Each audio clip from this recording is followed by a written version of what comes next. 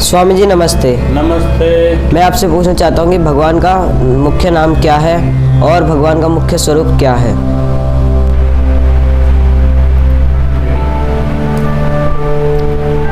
भगवान का मुख्य नाम ओम है, क्योंकि हमारे सभी वेद शास्त्रों सभी धर्म ग्रंथों में परमात्मा को ओम नाम से पुकारा गया है। सृष्टि के आदि के जो ग्रंथ हैं जिनको सभी मतांतर के लोग मानते हैं वो 4 वेद हैं, और चारों वेदों में स्पष्ट रूप से कहा गया है ओम कृतो स्मर, हे जीव तू ओम का स्मरण कर।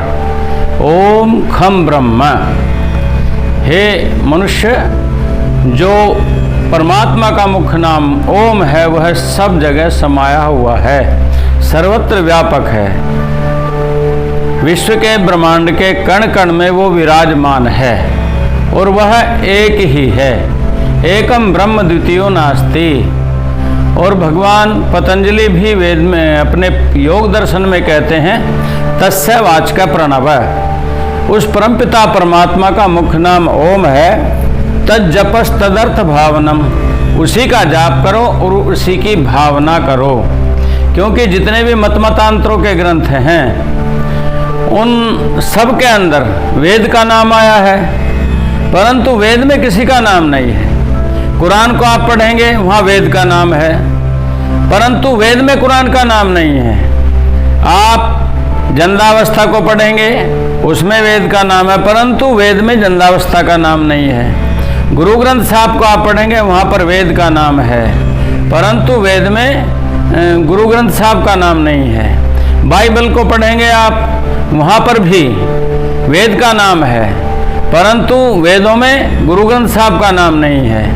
आप बौद्धों के पिटक पढ़ो, जैन के ग्रंथ पढ़ो, सब में वेदों का नाम है, परंतु वेदों में जैन और बौद्ध का नाम, उनके ग्रंथों का नाम नहीं है। इसलिए वेद सबसे पुरातन है। आज सारी दुनिया के वैज्ञानिक एक आवाज़ में कह रहे हैं कि वेद दुनिया की लाइब्रेरी की सबसे पुरानी पुस्तक है। तो वही मनुष्य का जो वेद के अंदर मंतव्य है, सिद्धांत हैं, जो उसके मंत्र हैं, वही मनुष्य का धर्म है। वे 4 वेद हैं, ऋग्वेद, यजुर्वेद, सामवेद, अथर्ववेद, और इन 4 वेदों में 20,379 मंत्र हैं, परंतु ये आपस में कहीं पर भी एक दूसरे के विरोध में बात नहीं कही गई है। इसलिए मनुष्य मात्र को यदि सुखी रहना है तो वेद के मार्ग पर चलना पड़ेगा।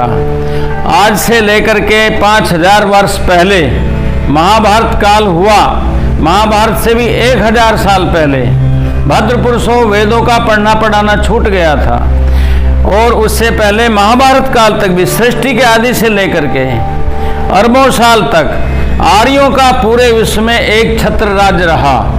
और महाभारत को आप पढ़ेंगे उस समय भी हमारा पूरी दुनिया में राज्य था। सब जने सब राजे हमारे बुलाने से यहाँ पर आए थे। महाभारत का युद्ध हुआ। महाभारत के युद्ध का क्या कारण था?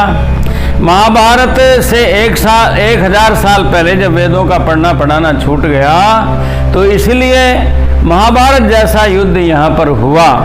अगर वेद को सब पढ़ते रहते तो महाभारत जैसा युद्ध ना होता, क्योंकि वेद में एक स्पष्ट मंत्र आया है अक्षय माधव्य कृषिमित कृषस्व। हे मनुष्य तू जुआ मत खेल, तू किसान के समान परिश्रम कर। और जिनको हम महाराजा युधिष्ठिर कहते हैं उन्होंने स्वयं जुआ खेला, जो हमारे चक्रवर्ती राजा कहलाते हैं। और एक बार नहीं, एक बार हार जाने पर हस्तिनापुर में फिर इंद्रप्रस्थ को बसाया। इंद्रप्रस्थ के अंदर भी उन्होंने चैलेंज कर दिया दुर्योधन ने युधिष्ठिर को जुआ खेलने के लिए। युधिष्ठिर को तभी मना कर देना चाहिए था, परंतु फिर उन्होंने चैलेंज स्वीकार किया। और इसका परिणाम क्या हुआ? इसका परिणाम ये हुआ कि उन्होंने अपना राजपाट सब हरा करके, पराजित होकर के अपनी धर्मपत्नी को, अर्धांगिनी को, द्रौपदी को भी दांव पर लगा दिया।